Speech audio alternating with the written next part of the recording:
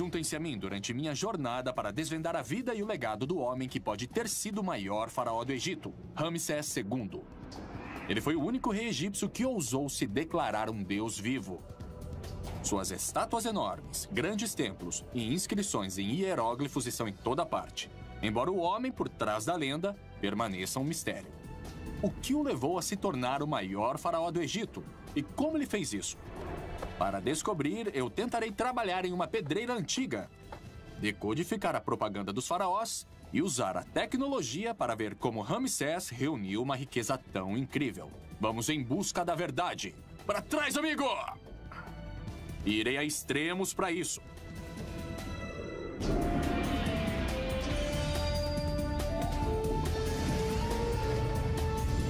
Em busca da verdade. Os poderosos faraós do Antigo Egito deixaram sua marca na história.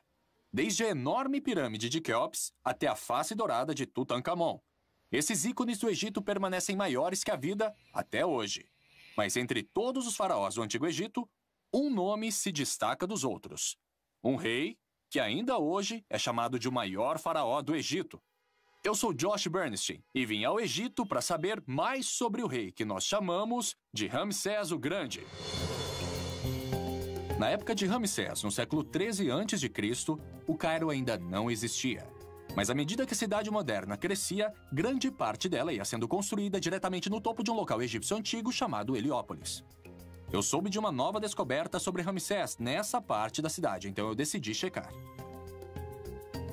Bom, em muitos países, a arqueologia é meio que aleatória, você faz descobertas de vez em quando. Mas aqui no Egito, elas acontecem todos os dias. E uma descoberta recente relacionada a Ramsés II acaba de ser feita. E para dar uma olhada nela, eu vou pedir ajuda ao meu amigo Dr. Zahi Hawass.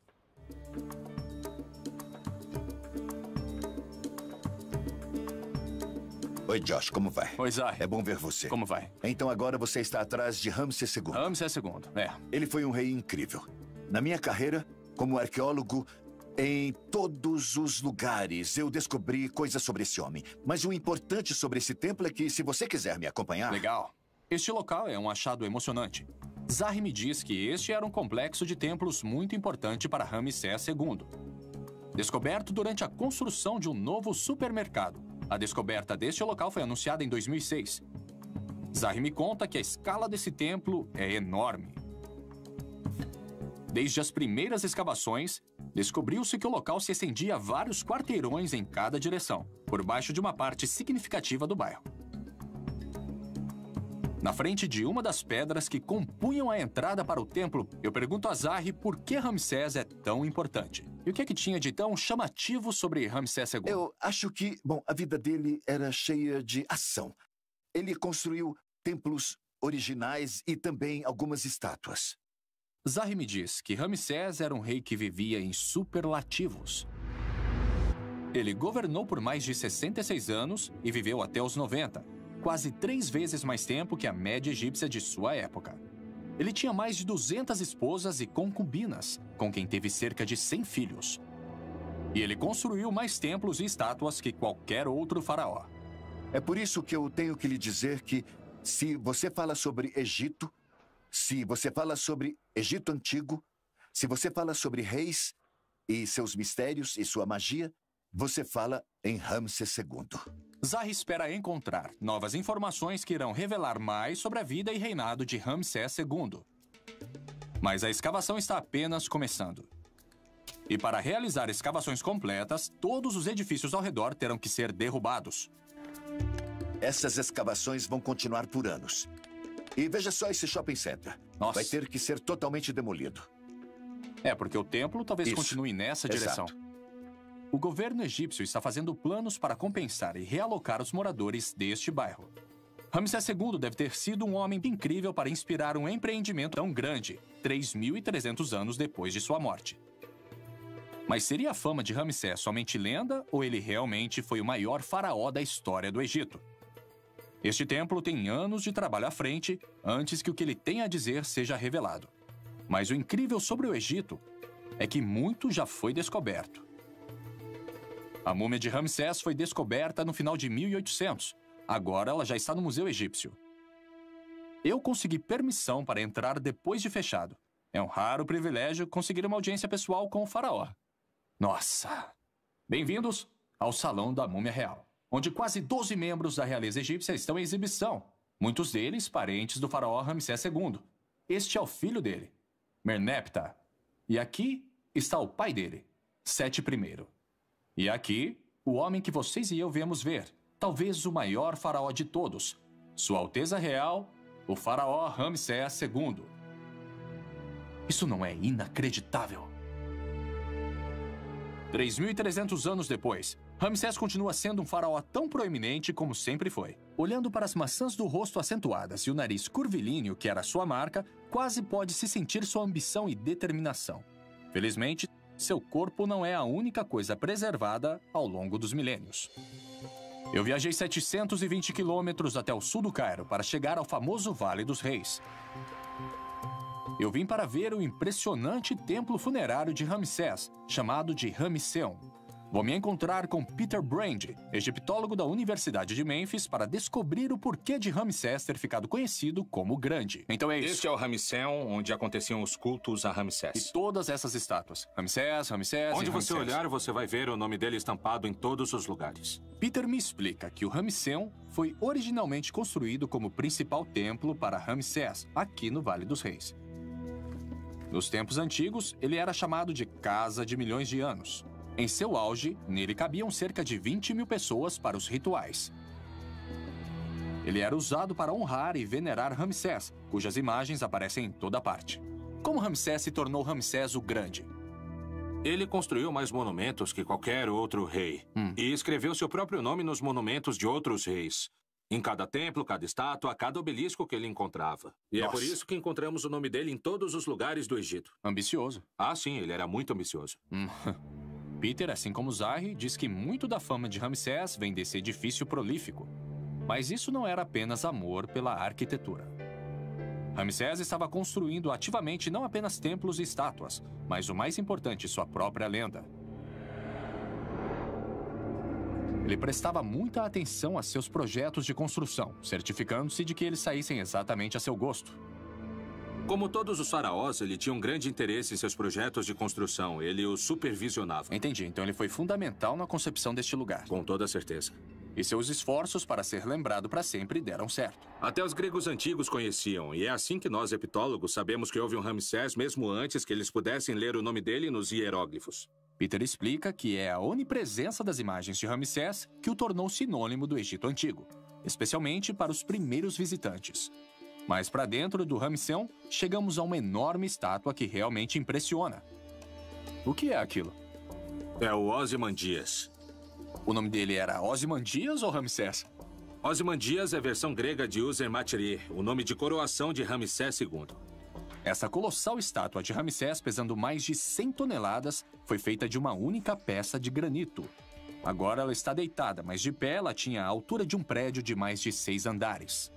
Isso aqui deve ter uns 9 metros. Ah, sim. Este é o modelo um pouco mais econômico. Nossa, é incrível. Não. Olha só para Ramsés isso. gostava de ter muitas estátuas e que elas fossem grandes. Peter diz que os projetos de construção de Ramsés eram focados em sua própria imagem. Ele queria ter certeza que seria lembrado para sempre. A seguir, para trás, amigos! Eu experimentando as obsessões monumentais de Ramsés e descubro como ele se tornou um dos governantes mais ricos da história do Egito.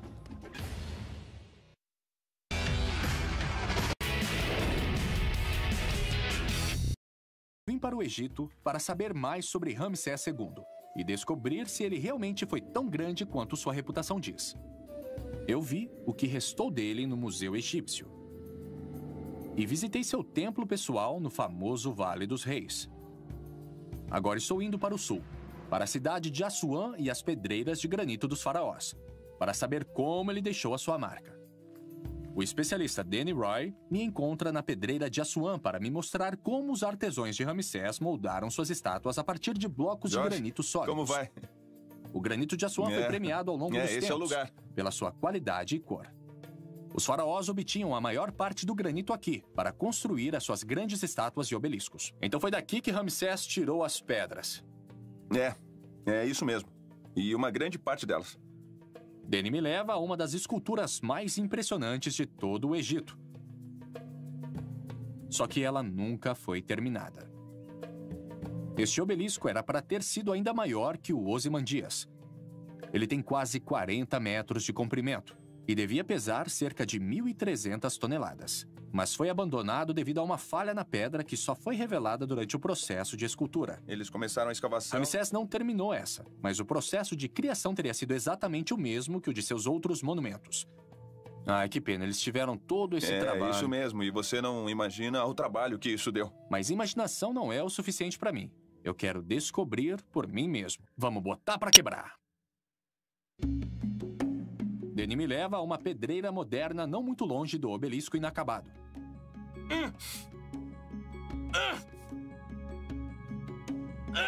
Ele criou um teste de comparação para mim, para que eu possa ver de quanto trabalho estamos falando.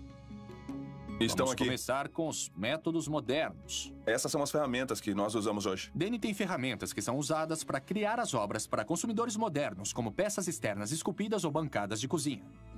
Ensina aí, mestre. Começamos com esse equipamento elétrico com cravos, que cria superfícies lisas como a que eu vi no obelisco e no Ozymandias.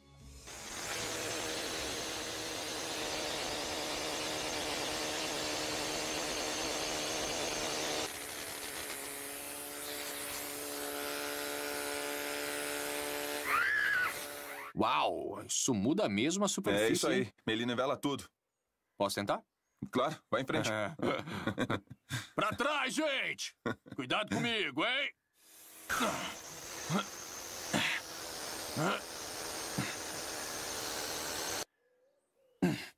Uau! Nossa! Isso nivela mesmo a superfície, hein? É, nivela mesmo. E facilita muito o trabalho no granito, não é mesmo? Pois é. Então, é claro que Ramsés não tinha compressores de ar e ferramentas como esta aqui. Mas eles tinham bolas de dolerito, que na verdade fazem o mesmo trabalho. Mas é preciso um pouco mais de tempo e mais trabalho. Essa é a única diferença. E mais trabalho é o que o Danny tem em mente.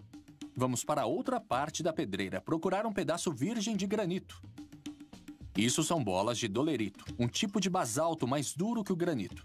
Elas eram encontradas aqui no local, o que significa que talvez tenham mesmo sido usadas pelas equipes de Ramsés. Os egípcios usavam essas bolas para bombardear o granito, do jeito que fazemos hoje, só que com o martelo. Me mostra como era feito? Ah, eu mostro sim. Eu vou mostrar agora mesmo. Bem aqui embaixo. É isso? Começamos em uma emenda natural da rocha. Os escravos nas pedreiras de Ramsés devem ter procurado fendas como esta para começar a fazer uma estátua colossal ou um obelisco dessa rocha.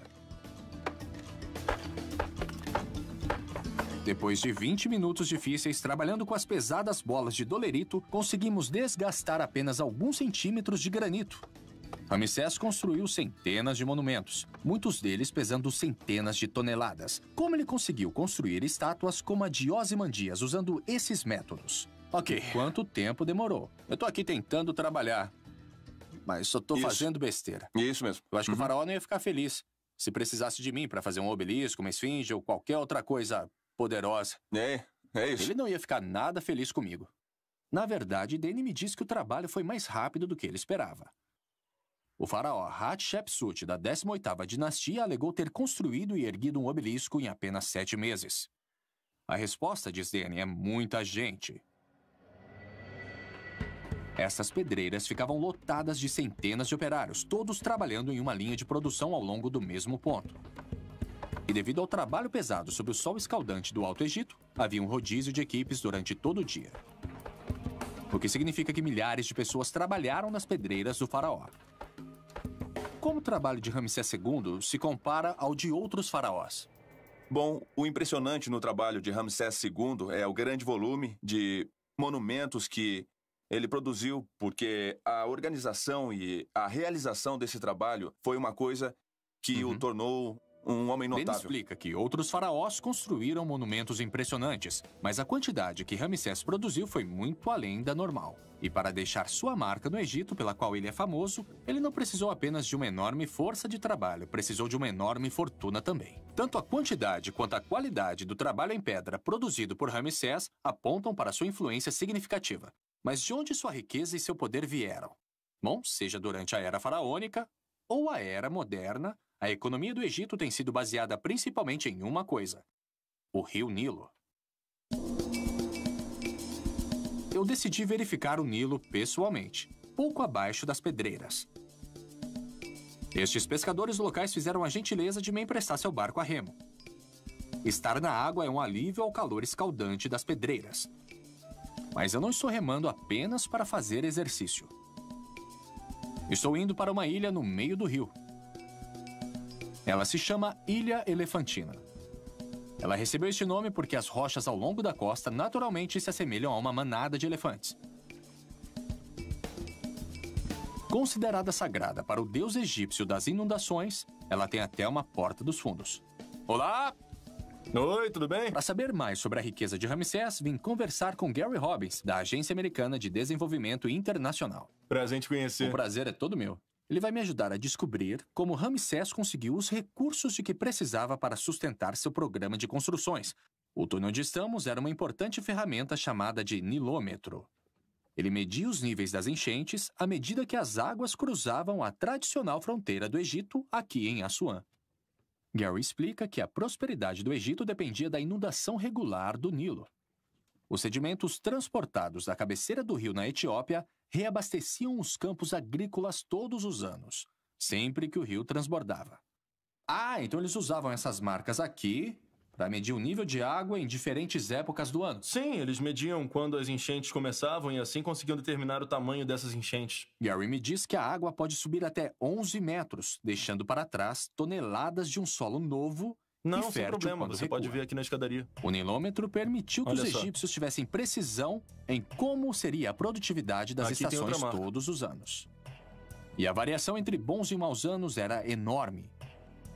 Uma diferença de apenas alguns centímetros na altura das enchentes distribuídas ao longo do comprimento do Nilo significava uma diferença de dezenas de milhares de acres de terras cultiváveis. Ramsés reinou em uma época de muita abundância e conseguiu ter uma boa produção nos campos durante o seu império.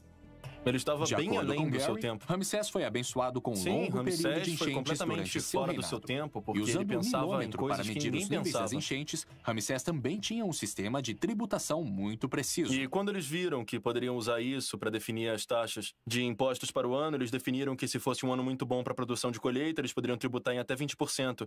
E se o ano fosse de seca ou de inundações, eles reduziriam as taxas para 10% a 15%. Mais enchentes, melhores colheitas, impostos mais altos. Exatamente, era um sistema muito progressista. Com sua receita fiscal com base em excelentes enchentes, Ramsés teria tido muito dinheiro fluindo para sua tesouraria. Mas Gary diz que havia mais no controle da agricultura de Ramsés do que apenas um sistema fiscal eficiente.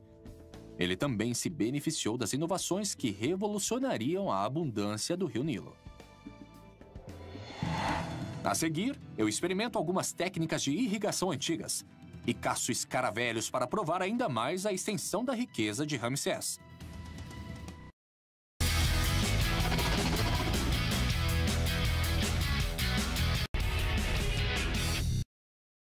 Estou na trilha do homem que muitas pessoas chamam de o maior faraó do Egito, Ramsés II.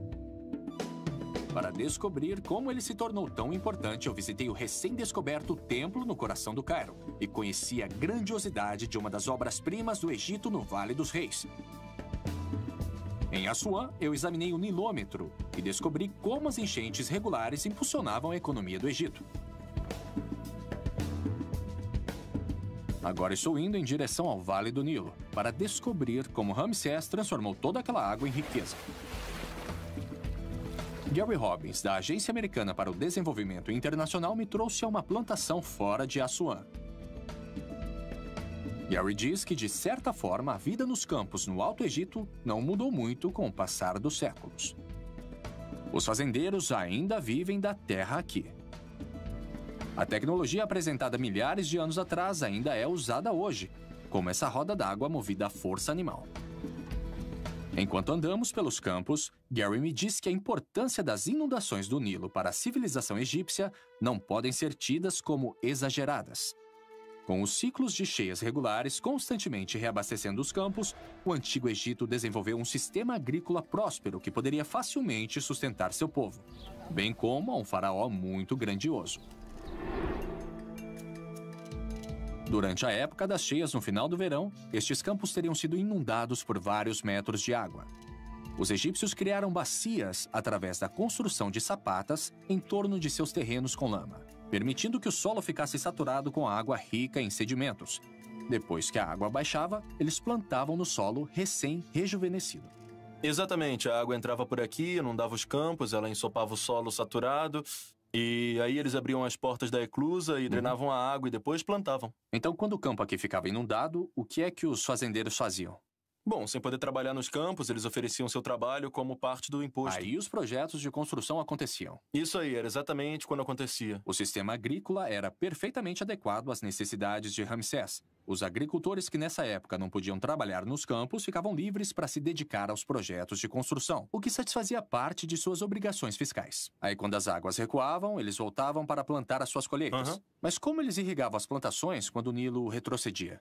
Foi durante o Império Novo, eles introduziram uma nova tecnologia chamada Shaduf, que lhes permitiu elevar a água do rio até onde as plantações estavam. Isso foi no tempo em que Ramsés viveu? Foi durante o Império Novo, durante a época de Ramsés. E que tipo de engenhoca era essa que conseguia puxar a água para cima? Olha, eu vou te levar para conhecer uma delas e ver se você consegue trabalhar com ela. Vamos dar uma olhada? Vamos lá.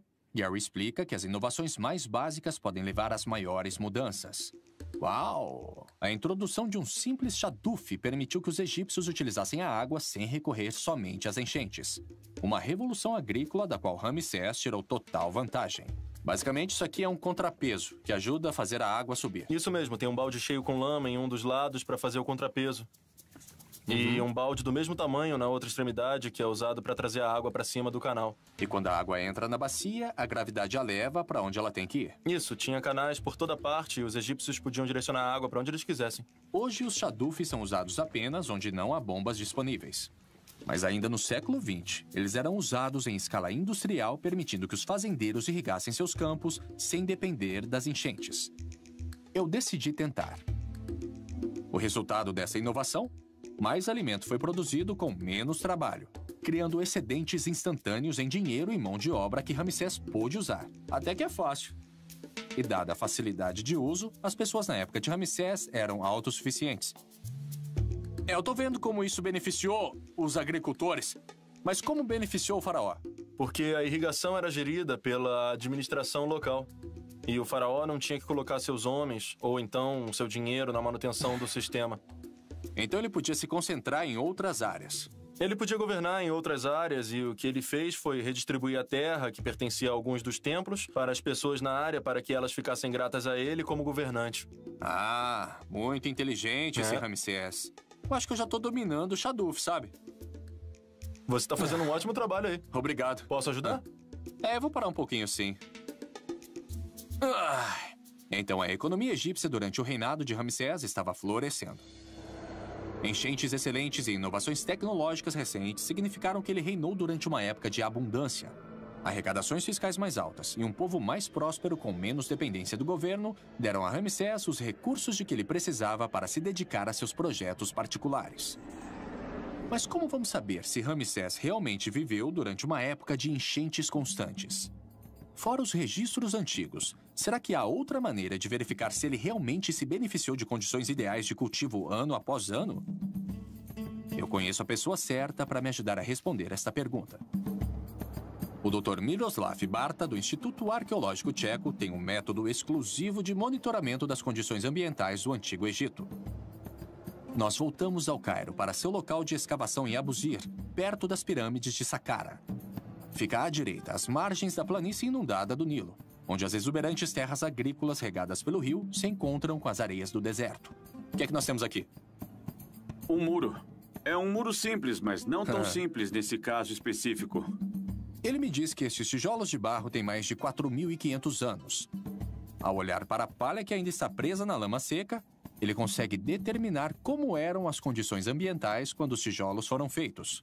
Então, esses tijolos de lama são cápsulas do tempo ambientais. Exato. Mas o doutor desenvolveu um método mais dinâmico para controlar o ambiente ao longo do tempo. E é algo que eu nunca teria esperado. Nós fomos até a bacia seca do lago de Abusir, na orla do vale do rio Nilo.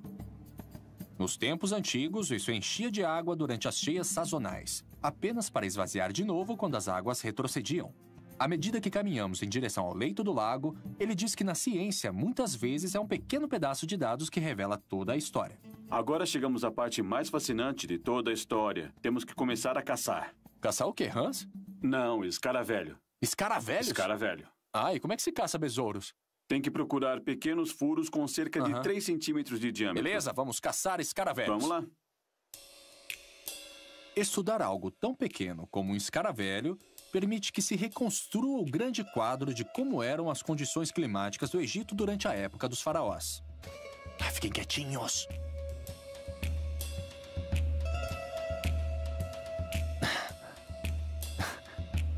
Nada.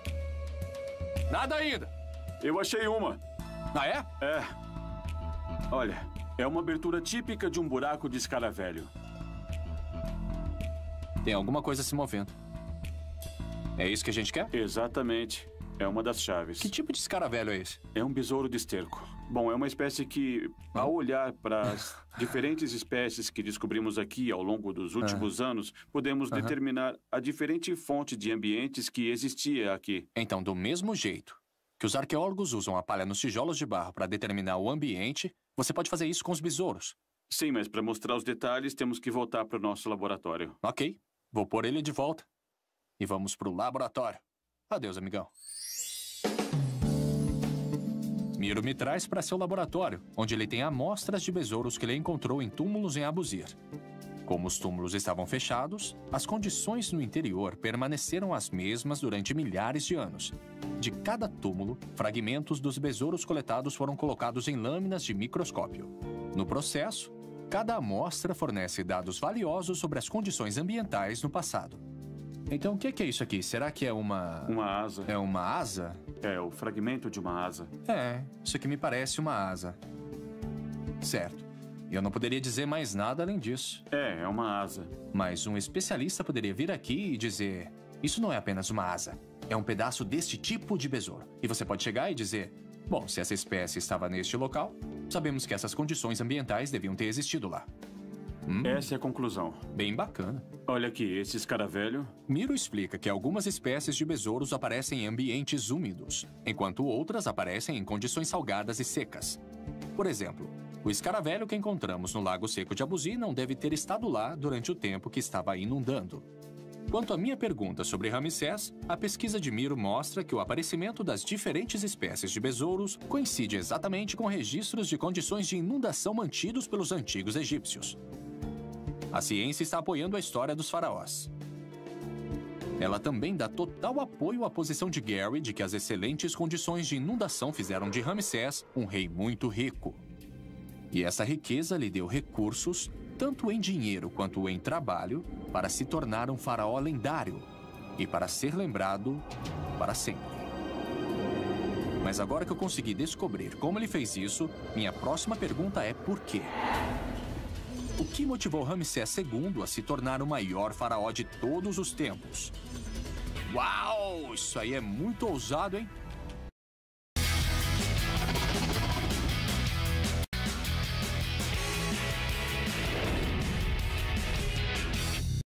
Busca para descobrir se Ramsés II foi o maior faraó do Egito me levou de uma escavação no Cairo às pedreiras de granito de Assuã e aos campos verdejantes do Vale do Nilo. Eu descobri como ele construiu centenas de monumentos em todo o país e, com a ajuda de alguns besouros e um chadufe, descobri como Ramsés usou as inundações do Nilo para acumular uma grande riqueza.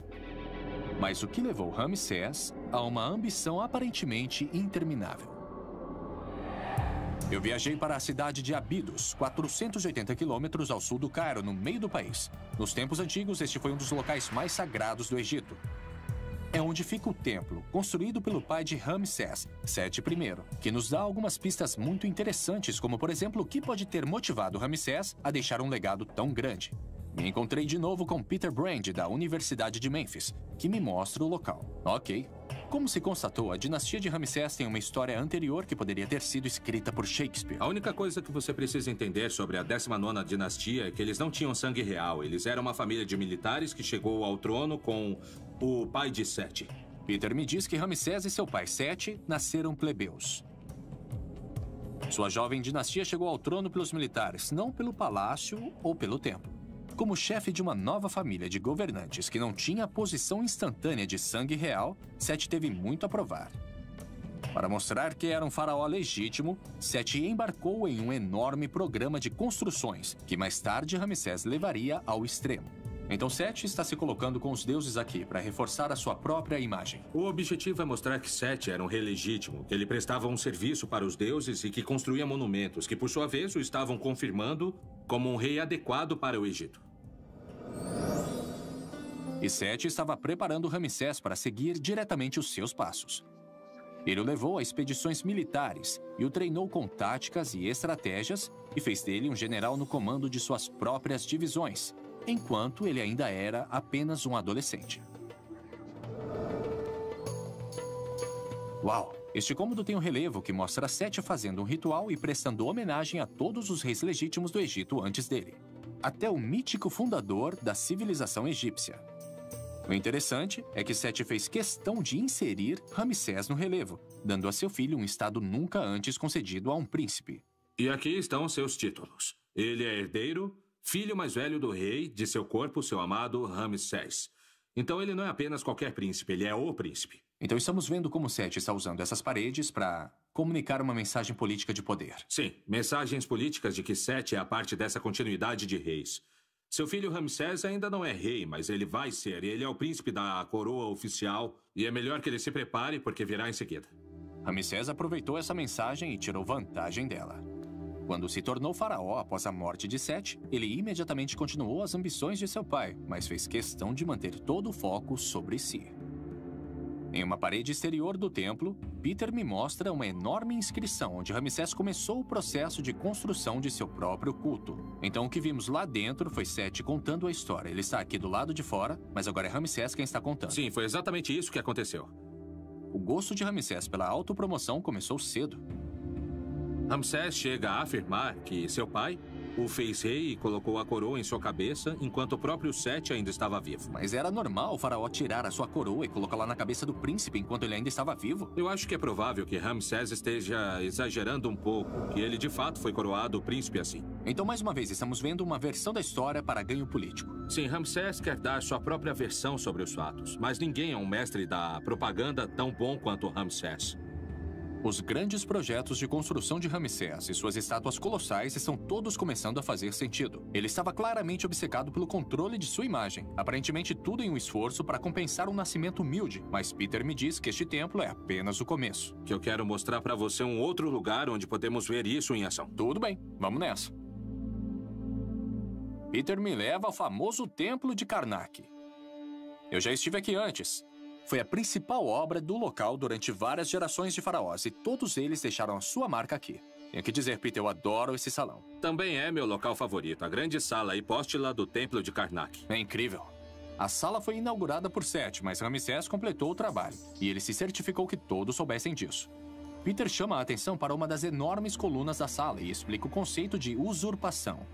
Era uma prática padrão para os faraós que queriam levar o crédito pelo trabalho dos reis anteriores, substituindo molduras mais velhas pela sua própria. Mas Ramsés levou isso ao próximo nível.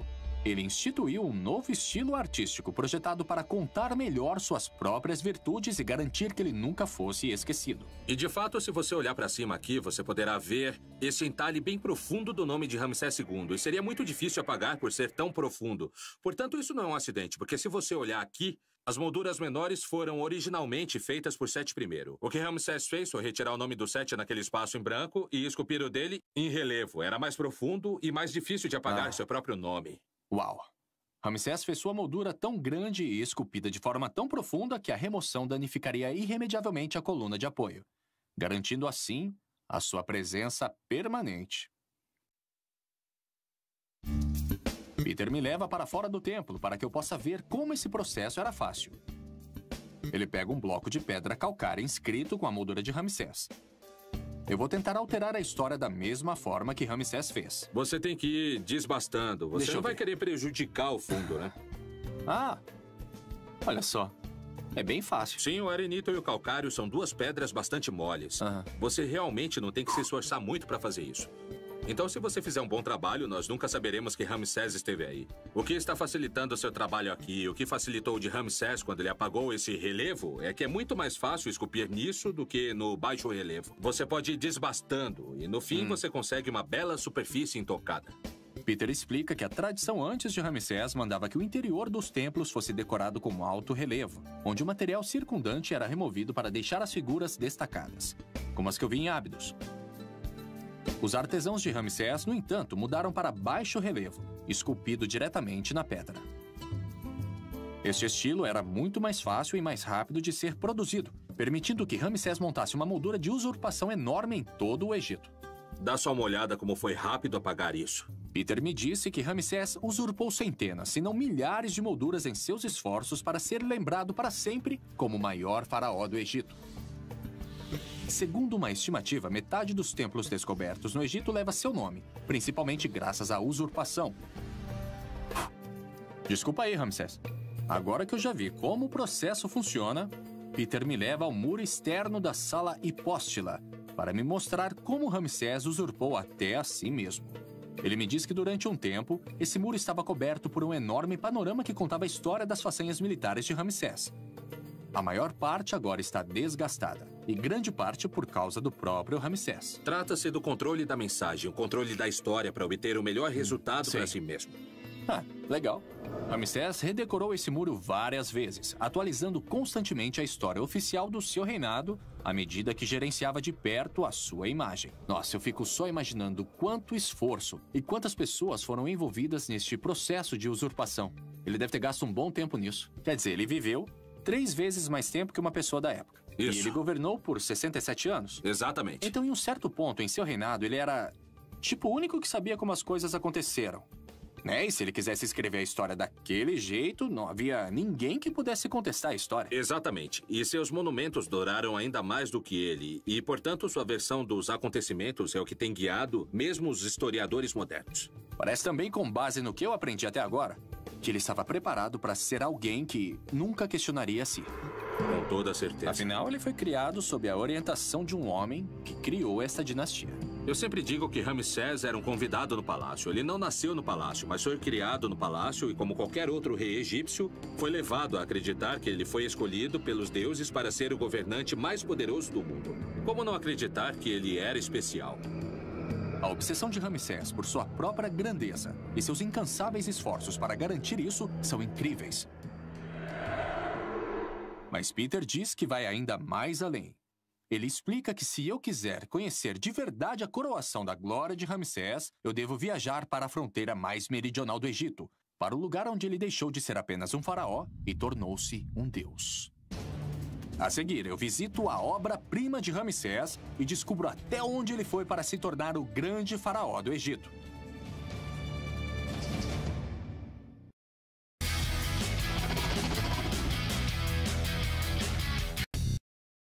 Eu estive investigando como Ramsés II ficou conhecido como o Grande Faraó do Egito. Eu descobri que ele governou por quase 70 anos e que era conhecido em toda a antiguidade pela construção de templos e colossos que inspiram admiração até hoje. Ao longo das margens do Nilo, eu examinei como ele usou as novas tecnologias e a natureza para maximizar a abundância agrícola dada pelo rio.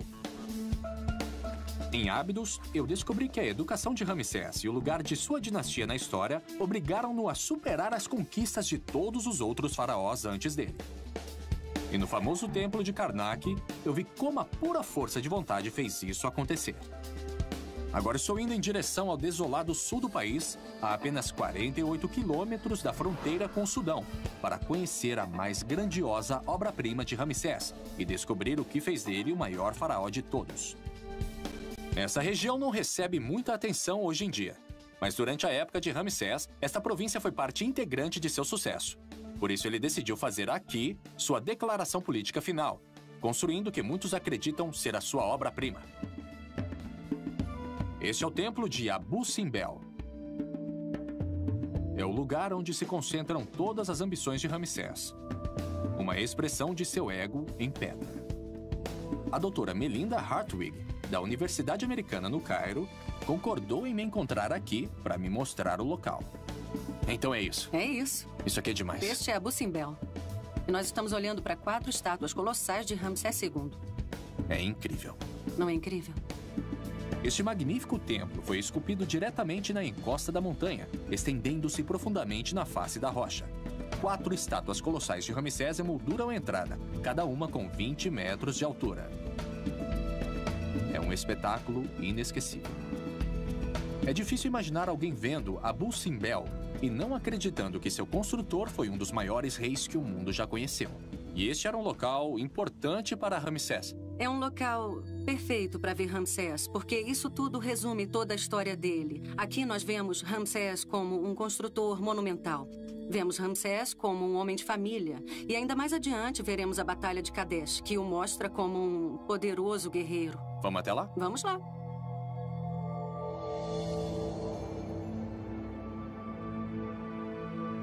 Dentro do templo, a grandiosidade continua. Melinda me diz que Abu Simbel é a expressão mais plena das ambições de Ramsés. O grande edifício, a legitimação de sua dinastia, a propaganda política, tudo isso está em exibição. E nós também temos algumas outras cenas que decoram as paredes do primeiro salão, que são realmente muito emblemáticas do que foi Ramsés II. Melinda me mostra o local. Aqui estão algumas das cenas de Ramsés que são bastante emblemáticas do seu poderio militar. A imagem de Ramsés está ali em cima. Nesses painéis, Ramsés continua o padrão que eu vi em Karnak. As inscrições falam de grandes batalhas e inimigos humilhados esmagados sob seus pés. E Ramsés, o poderoso guerreiro, mantendo o Egito em segurança.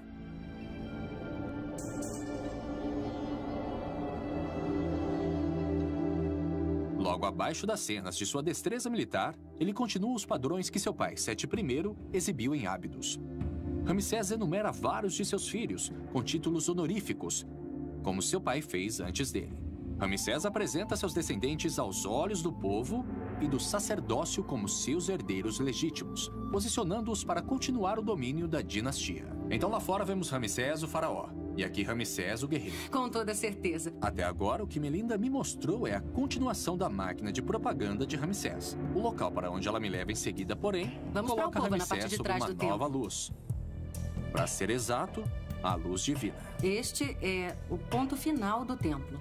Entramos em uma alcova, na parte de trás do templo. Estátuas dos principais deuses do Egito estão sentadas em uma fila para serem adoradas. Nós temos, a partir da esquerda, o deus Tá, depois Amun, e em seguida, na extrema direita, temos Hauracti. Mas se você observar a figura que está inserida entre Amun e Hauracti, é Ramsés II. Uau! Então Ramsés se inseriu no panteão dos deuses enquanto ele ainda estava vivo. É parte do plano que ele começou a desenvolver para divinizar a si mesmo e, em seguida, mostrar-se neste templo. Melinda explica que este ato foi o comunicado final de Ramsés. Durante milhares de anos, a religião egípcia ensinou que os faraós tornavam-se deuses depois que morriam. Mas aqui em Abu Simbel, Ramsés estava reivindicando ter feito essa transição enquanto ainda estava vivo. Ele estava chamando a si mesmo de um deus vivo. Talvez em um determinado ponto em sua vida ou em seu reinado, ele tenha feito essa transição em sua cabeça, tipo, eu sei que eu nasci, um ser humano, mas agora, eu sou um deus. Talvez ele acreditasse em seu próprio mito. E você acha que as pessoas estavam dispostas a fazer isso por Ramsés porque ele tinha tido um grande reinado e ele reinou por tanto tempo, o Nilo fornecia abundância a cada ano, eles tinham comida e todo mundo estava feliz, ele construía por toda parte e em um determinado ponto as pessoas disseram, ele é um deus, ele é tão bom, por que ele não seria um deus? Ele realmente foi o maior governante da época. Zahi Hawass me disse que Ramsés II é o mistério e a glória do Antigo Egito. Agora veja o que ele queria dizer. Ramsés foi criado para ser um grande faraó. E graças à sua longevidade, sua habilidade política, uma boa onda de sorte e um ego muito saudável, ele conseguiu. Tanto que ele chamou a si mesmo de Deus vivo. Pelos padrões de seu tempo e pelo temor que ele ainda inspira até hoje, podemos dizer que ele se tornou um. No mínimo, ele merece o título de grande faraó do Egito.